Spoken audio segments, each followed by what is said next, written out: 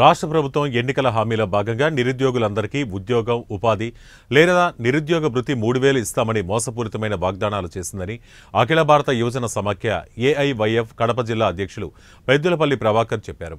బద్వేల్ పట్టణంలోని స్థానిక CPI office JV భవనం నందు సమావేశం నిర్వహించడం, జిల్లాలో 6,28,396 మంది నిరుద్యోగులు ఉన్నారని ప్రభుత్వ లెక్కలు చెప్పాయని, వీరందరికీ ఉద్యోగాలు, ఉపాధి ఎక్కడని ఏఐవైఎఫ్ జిల్లా అధ్యక్షులు పెద్దులపల్లి ప్రభాకర్ ప్రశ్నించారు.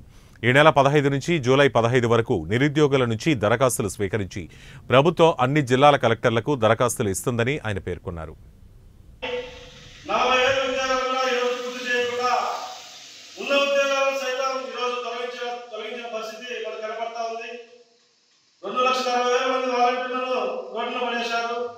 అలాగే ఇంటి వద్దకే రేషన్ వస్తున్న ఎండిఏ వాహనాలను కూడా ఈరోజు రద్దు చేయడంతో దాదాపు 3.5 లక్షల మంది ఉద్యోగులు ఈరోజు రోడ్డు పడిన పరిస్థితి మనకు కనపడతా ఉంది.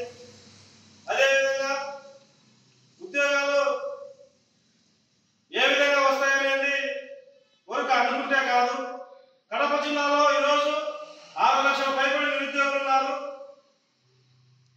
మొన్న ఫిబ్రవరిలో సెన్సెక్స్ సర్వే ద్వారా ఈ రాష్ట్ర ప్రభుత్వం రాష్ట్ర వ్యాప్తంగా 1.5 లక్షల పైగా నిరుద్యోగులు ఉన్నారని చెప్పి ప్రకటించిన విషయం అందరికీ తెలిసిందే.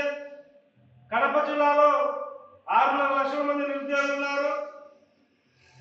నిరుద్యోగం పోవాలంటే కడప జిల్లాలో